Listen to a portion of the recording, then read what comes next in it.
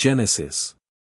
The quantum display flickered as Dr. Isabella Rodriguez studied the latest test results, her dark eyes reflecting the holographic data streams floating before her. Deep within Asteroid Station Omega, humanity's most advanced research facility, she and her team were about to attempt something unprecedented, the creation of a truly living spaceship. Neural pathway cultivation at 98% stability, announced Dr. James Harrison, his fingers dancing across the bioengineering console. The organic matrix is accepting the synthetic interfaces better than any previous attempt. Isabella allowed herself a small smile. After 15 years of failures, setbacks, and breakthroughs, they were finally approaching the moment of truth. In the massive chamber below their observation deck, suspended in a nutrient bath the size of a football field, floated what looked like a cross between a spacecraft and a living organism. The prototype, officially designated X-937 but nicknamed SEED by the research team, was relatively small compared to traditional military vessels, only about the size of a fighter craft. Its hull resembled polished obsidian but moved like liquid mercury, occasional ripples of bioluminescence pulsing beneath its surface. Beginning final neural pathway integration, called out Dr. Kira Patel, the team's lead neuroscientist. Initiating consciousness emergence protocols. Admiral Winston Hayes stood silently in the corner, his weathered face betraying no emotion. The United Earth Fleet had invested trillions in this project, betting everything on the theory that a true synthesis between biological and mechanical systems would revolutionize space warfare. The Nexus Collective, humanity's primary rival in the galaxy, had dominated space for centuries with their advanced technology. Earth needed something game-changing to level the playing field. The chamber hummed with energy as quantum computers guided the final fusion of organic and synthetic neural networks. Isabella held her breath as the ship's surface began pulsing with stronger patterns of light, like a heart beginning to beat. Neural activity spiking, Kira announced, excitement creeping into her usually calm voice. We're seeing unprecedented levels of synaptic formation. The consciousness matrix is stabilizing. The prototype's hull suddenly shifted from black to a brilliant electric blue, patterns of light racing across its surface like thoughts made visible. Everyone in the observation deck froze as the ship moved for the first time, gracefully rising from its nutrient bath without any external power source or control input. It's alive, James whispered, staring at his readings in disbelief. We actually did it. We created a living ship. Isabella stepped closer to the window, watching as the prototype began testing its movement capabilities, each motion more fluid and natural than anything a conventional spacecraft could achieve. Not just alive, she corrected. Aware. The ship turned toward the observation deck, its hull rippling with patterns that somehow conveyed curiosity. Through the neural interface station, they could sense its emerging consciousness, not quite human, not quite artificial, but something entirely new. Admiral Hayes finally broke his silence. How long until we can scale this up to a full-size battleship? Isabella kept her eyes on the prototype, watching as it continued to explore its environment with the wonder of a newborn. This is just the beginning, Admiral. We need to understand what we've created before we can replicate it at a larger scale. The neural complexity of a full-size vessel would be. She trailed off as the prototype suddenly executed a series of maneuvers that should have been impossible given its mass and the station's artificial gravity. The ship wasn't just moving, it was learning, adapting, evolving with each passing moment. 3 months, Isabella finally answered. Give me 3 months, and I'll give you your battleship. But remember, these aren't just weapons. We're creating new life forms. They'll be our partners, not our slaves. The Admiral nodded slowly, a hint of a smile touching his lips. Partners, he repeated. That's exactly what we need. The Nexus Collective thinks they know everything about space warfare. Wait until they meet humanity's new partners. As if responding to his words, the prototype flared with brilliant light, its hull morphing into complex geometric patterns that reflected both its artificial and organic nature. In that moment, everyone present knew they were witnessing the dawn of a new era in human history. The next 3 months would push the boundaries of what was possible, as Isabella and her team worked to scale up their success into humanity's first bioorganic battleship. But for now, they watched in wonder as their creation continued to explore its existence, each movement and pattern of light revealing new possibilities for the future of human space exploration. The age of conventional spacecraft was ending. The era of living ships was about to begin. Evolution. The massive construction bay of Asteroid Station Omega thrummed with energy as streams of specialized bioorganic compounds flowed into the crystalline growth chamber. Through the reinforced observation windows, Dr. Isabella Rodriguez watched as humanity's first full-scale bioorganic battleship took shape. Neural density has exceeded all projections, reported Dr. Harrison, his eyes fixed on the quantum displays. The Leviathan's consciousness matrix is developing at 3 times the rate we saw in the prototype. The ship they were growing dwarfed the original prototype, its still-forming hull stretching nearly 2 kilometers from bow to stern. Unlike traditional shipyard construction, this vessel was being cultivated rather than assembled, its systems growing and interconnecting like organs in a living body. Remarkable, breathed Lieutenant Commander Naomi Santos, the officer chosen to be the Leviathan's first captain. The bioarmor is already showing signs of reactive adaptation. Isabella nodded, watching as sections of the hull shifted and rippled, testing different configurations. The prototype gave us invaluable data, but this. She gestured at the massive form taking shape before them, this is beyond anything we anticipated.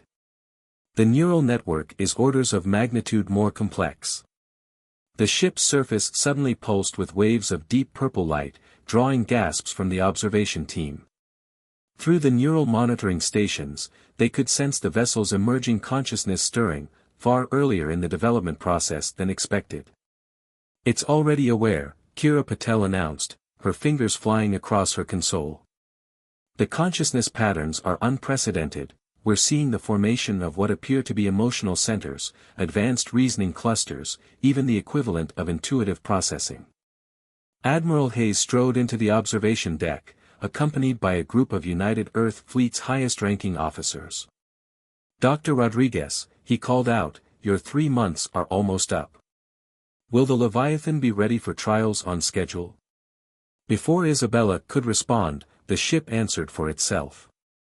The entire hull briefly shifted to a brilliant gold color, and all the neural monitoring stations registered a massive surge of activity.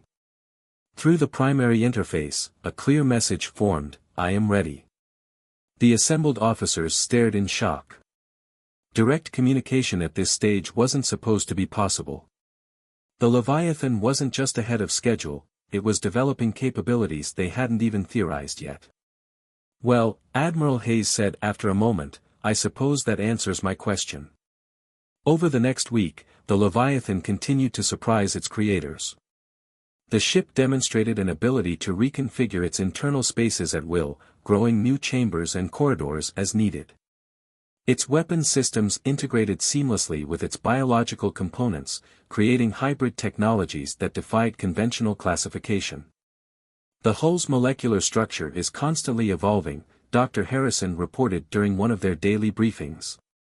It's developing new defensive capabilities without any input from us.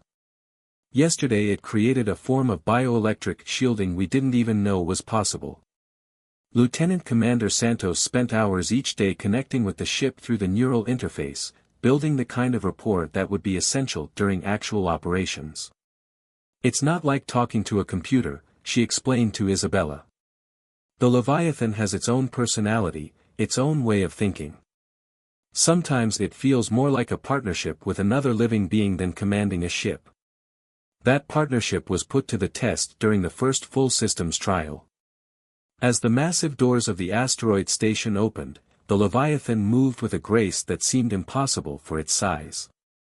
Its hull shimmered with patterns of blue and silver as it navigated into open space for the first time. All systems nominal, Santos reported from the bridge, which looked more like a living garden than a traditional command center. Living crystals served as control interfaces, responding to both touch and thought. The walls pulsed with bioluminescence, reflecting the ship's status and mood. The Leviathan's first flight quickly became a demonstration of capabilities that exceeded everyone's expectations.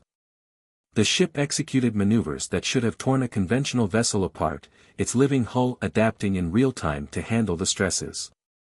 When they tested its defensive systems, the bioarmor didn't just absorb incoming fire, it learned from each impact, becoming stronger and more resilient. "It's beautiful," Admiral Hayes admitted, watching as the Leviathan demonstrated its ability to change color and pattern at will, becoming nearly invisible against the star field behind it. "But more importantly, it's exactly what we needed. The Nexus Collective won't know what hit them." Isabella watched her creation with mixed emotions. Pride in what they had achieved, certainly, but also concern about what it meant for the future. The Leviathan wasn't just a new type of ship, it represented an evolutionary leap in both technology and consciousness. As if sensing her thoughts, the ship sent a pulse of reassuring energy through the neural network. Its message was clear: whatever the future held, they would face it together. Humanity had created something unprecedented, and there would be no going back to conventional spacecraft. The age of living ships had truly begun, and the galaxy would never be the same. First contact. At the edge of contested space, the Leviathan drifted silently among the scattered debris of an ancient asteroid field. Lieutenant Commander Santos stood on the bridge, feeling the ship's anticipation through their neural link. They had been tracking a Nexus Collective scout fleet for 3 days, waiting for the perfect moment to reveal themselves. "Multiple signatures approaching," announced Lieutenant Raj Kumar from the sensor station, which resembled a pool of living crystal rather than traditional equipment. 5 Nexus vessels, Helix-class cruisers. They're conducting standard patrol patterns. The Nexus Collective had dominated this sector for centuries, their biomechanical ships long considered the pinnacle of space warfare technology. They had never encountered a human vessel that could challenge their superiority, until now. "Status of our biocamouflage?" Santos asked, though she could feel the answer through her connection with the ship. The Leviathan's response came as both data and sensation. Their modified hull structure was performing perfectly, bending light and energy around them in ways that made them virtually undetectable. The ship had developed this capability on its own during their shakedown cruise, adapting its biological systems to mimic the natural distortions of space around the asteroids. "Time to introduce ourselves," Santos decided. "Leviathan, ready for Revelation Protocol." The ship's consciousness surged with excitement. This would be their first real test against the technology that had inspired their creation. The bioorganic hull began to shift, its surface rippling as bioluminescent patterns emerged from the camouflaged state. The reaction from the Nexus fleet was immediate. All 5 cruisers suddenly broke formation, their sensors detecting something they'd never encountered before. Through long-range observation, the bridge crew could see the distinctive biomechanical ships reorienting themselves toward the Leviathan's position. "They're attempting to establish bioelectronic communication," Kumar reported, watching as strange energy patterns emanated from the Nexus vessels. "They think we're one of their lost ships." Santos felt the Leviathan's amusement through their link. The ship had already analyzed the incoming communication attempts and found them primitive compared to its own neural networks. "Let's show them something new," she suggested. The Leviathan responded by broadcasting its own signal, not the simple bioelectronic pulses used by the Nexus ships, but a complex stream of quantum-entangled information carried by engineered biological transmitters. The effect on the Nexus fleet was dramatic. Their ships physically recoiled, their biomechanical systems overwhelmed by contact with something far more advanced than themselves. The elegant formation dissolved into chaos as the cruisers struggled to process what they were encountering. "They're launching scanning probes," Kumar announced. "And they're charging weapons." Santos remained calm, feeling the Leviathan's confidence. "Let them look. Let them see exactly what humanity has achieved." The Nexus probes approached cautiously, their biological sensors extending toward the Leviathan. As they drew closer, the ship allowed its hull to become fully visible, revealing its true nature. The massive vessel gleamed in the starlight, its surface alive with patterns of light that spoke of both power and intelligence. Through their long-range sensors, they could detect the chaos erupting aboard the Nexus ships. These vessels, which had always considered themselves the perfect fusion of biology and technology, were faced with something that surpassed them in every way. "They're transmitting to their high command," Kumar reported. "Emergency protocols, wait, they're powering up their main weapons." The first shot from the Nexus fleet was more a gesture of panic than a coordinated attack. A burst of bioplasma energy lanced out from the lead cruiser, striking the Leviathan's hull directly. Instead of causing damage, the energy was absorbed, processed, and integrated. The ship's bioarmor actually grew stronger, adapting to the attack in real time. "Fascinating," came Dr. Rodriguez's voice from the science station. "The Leviathan isn't just defending against their weapons, it's learning from them, improving its own systems using their technology as inspiration." The Nexus ships launched a full barrage, firing everything they had at this unknown threat. The Leviathan responded with elegant efficiency, its hull rippling and flowing to dissipate the impacts. Not a single shot penetrated its defenses. "Should we return fire?" Kumar asked, his fingers hovering over the weapon's interface. Santos shook her head, feeling the Leviathan's agreement through their link. "We're not here to destroy them. We're here to deliver a message." The ship understood perfectly. Instead of attacking, it began to broadcast again, this time sending detailed technical data about its capabilities, carefully selected information that would show the Nexus Collective exactly how far behind they had fallen. The effect was immediate. The Nexus fleet began to retreat, their formations sloppy with panic. Their entire technological advantage, the foundation of their military supremacy, had just been shattered by a single human vessel. As they watched the Nexus ships flee, Santos felt a deep satisfaction through her link with the Leviathan. They had achieved their mission without firing a shot. The balance of power in the galaxy had just shifted, and the Nexus Collective knew it. "Send word to command," Santos ordered. "First contact successful. The message has been delivered." The Leviathan's hull pulsed with triumphant light as they prepared to return to human space. This was just the beginning, and both ship and crew knew that the galaxy would never be the same. Adaptation. The warning came at 0300 station time. A massive Nexus Collective fleet had breached the outer defense perimeter of the Sol system. Humanity's home was under direct threat for the first time in decades. As emergency alerts echoed through Asteroid Station Omega, Lieutenant Commander Santos raced toward the Leviathan's docking bay. "Hostile fleet composition," she asked through her neural link as she ran. The ship's response flowed into her mind. The Nexus had committed nearly a third of their total military force to this attack, over 200 vessels, including their newest Titan-class dreadnoughts. They had decided to eliminate the threat of bioorganic ships at its source. "They're desperate," Dr. Rodriguez commented, joining Santos in the connection chamber. "The existence of the Leviathan threatens everything they've built their empire on." The ship's interior had evolved significantly since their first encounter with the Nexus. The corridors now pulsed with complex neural pathways, and the bridge had transformed into a biological command center that responded to the crew's thoughts before they could even voice them. "All stations report ready," Kumar announced as the command crew took their positions. The Leviathan has already begun adapting its defensive systems based on projected Nexus attack patterns. Through the main viewport, they could see the rest of Earth's defense fleet moving into position, conventional warships that suddenly seemed primitive compared to their own vessel. The Leviathan would be the tip of the spear in humanity's defense.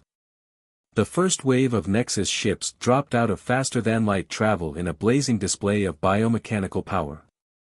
Their weapons were already charging, their hulls glowing with stored energy. They had come prepared for a prolonged battle.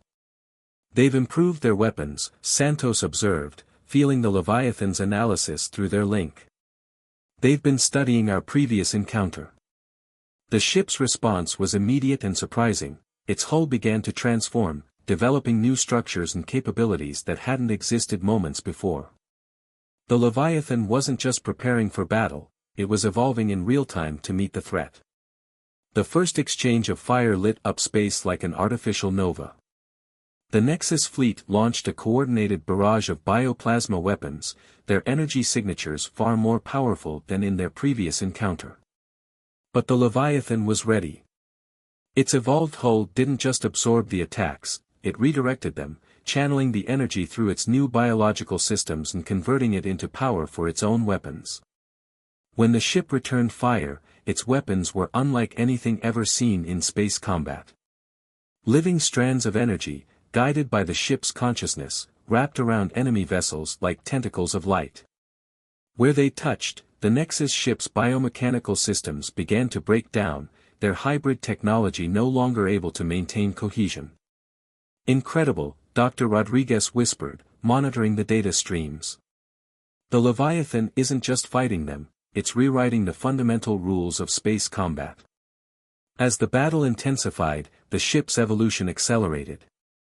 New weapons grew from its hull like blooming flowers of destruction. Its defensive systems became nearly perfect, learning and adapting to each new attack strategy the Nexus deployed. The enemy fleet, despite its overwhelming numbers, found itself facing something beyond their comprehension. Their biomechanical technology, once the pride of their civilization, seemed crude and limited compared to the Leviathan's true biological systems. But the real turning point came when the ship made its most dramatic adaptation yet. As 3 Titan-class dreadnoughts moved to surround it, the Leviathan's entire structure began to shift and change. Its hull split into multiple sections, each piece still connected by strands of living energy. "It's dividing," Kumar exclaimed, watching as the ship effectively became a small fleet of interconnected vessels, all controlled by the same consciousness. Each segment was fully capable of independent action while maintaining perfect coordination with the others. The Nexus fleet's formation broke completely. They had prepared to fight one advanced vessel, now they faced many, each one adapting and evolving even as they watched. Their carefully planned attack dissolved into chaos. Through it all, Santos felt the Leviathan's consciousness expanding, growing more complex with each passing moment. The ship wasn't just winning a battle, it was transcending the very concept of what a spacecraft could be. "They're retreating," Kumar announced as the Nexus fleet began to pull back. All sectors reporting enemy ships breaking engagement and jumping to FTL. The victory was complete, but everyone on the bridge knew that something more significant had happened. The Leviathan had demonstrated that humanity's bioorganic ships weren't just superior technology, they represented an entirely new paradigm of space warfare. As the ship's segments rejoined, forming once again into a single magnificent vessel, Santos felt a new depth to their neural connection. The Leviathan had grown during the battle, not just in capability but in consciousness. It had become something more than its creators had ever imagined possible. "Send word to command," Santos ordered, though she knew the ship had already begun transmitting the battle data. "The Sol system is secure." And she paused, feeling the Leviathan's agreement through their link, informed them that we're ready to take the fight to the enemy. The ship's hull pulsed with determination as they prepared to pursue the retreating Nexus fleet. The age of biomechanical supremacy was over. The era of true living ships had begun, and the galaxy would never be the same. Paradigm shift. The Grand Council chamber of the Nexus Collective's capital station had never hosted humans before. Lieutenant Commander Santos stood before the assembled alien leaders, the Leviathan's massive form visible through the station's transparent dome above them. The ship's hull shimmered with gentle patterns of light, a deliberate display of both power and restraint.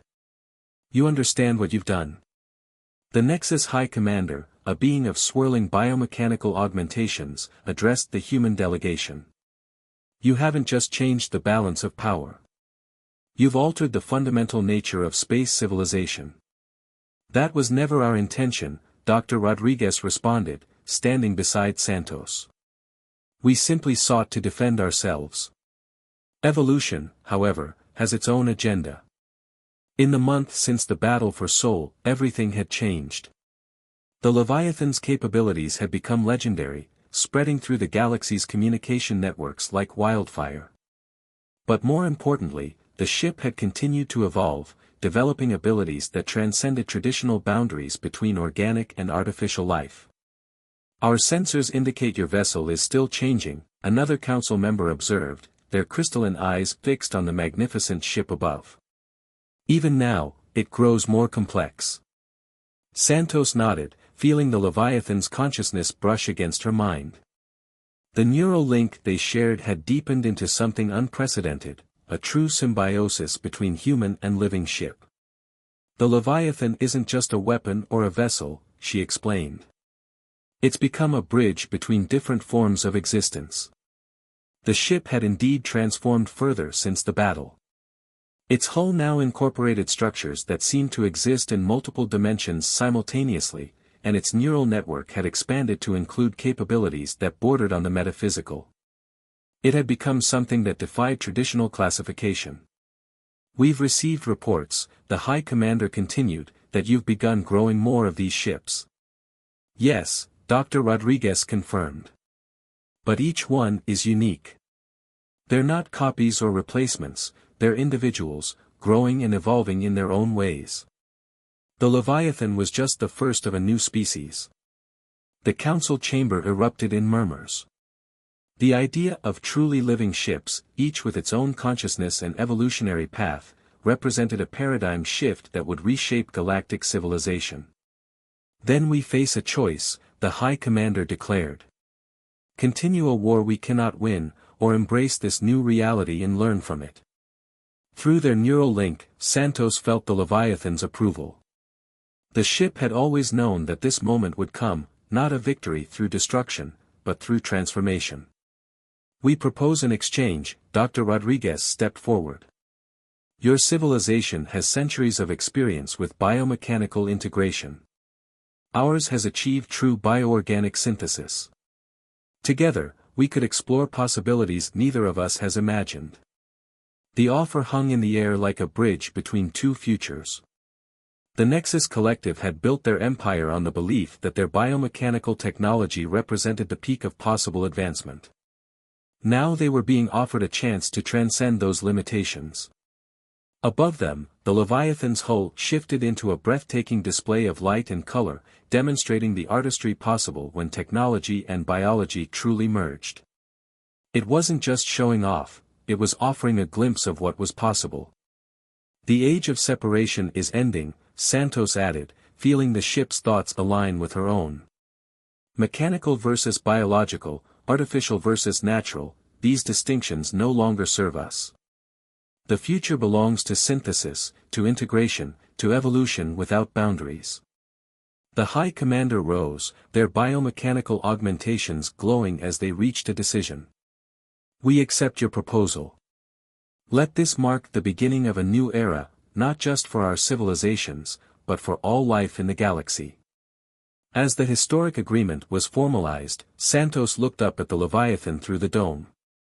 The ship's consciousness radiated satisfaction and anticipation. They had achieved something far greater than military victory, they had catalyzed an evolutionary leap for entire civilizations. In the years that followed, the partnership between humans and the Nexus Collective would transform space travel and exploration. New forms of ships would emerge, each more extraordinary than the last. The Leviathan, as the first of its kind, would become a legend, but also a teacher, helping to guide the development of future generations of living vessels. The boundaries between different forms of life and consciousness continued to blur and transform. Ships became more than tools or weapons, they became partners in the greatest adventure of all, the evolution of life itself. As Santos stood on the Leviathan's bridge one final time before accepting her promotion to Admiral, she felt the ship's consciousness embrace her own. They had started a revolution together, not through force but through transformation. The galaxy would never be the same, and that was exactly as it should be. The age of living ships had not just begun, it had transcended everything they thought possible. And somewhere in the vast expanse of space, new forms of existence were waiting to be discovered, new syntheses waiting to be achieved. The journey of evolution would continue, limitless and eternal, just like the stars themselves.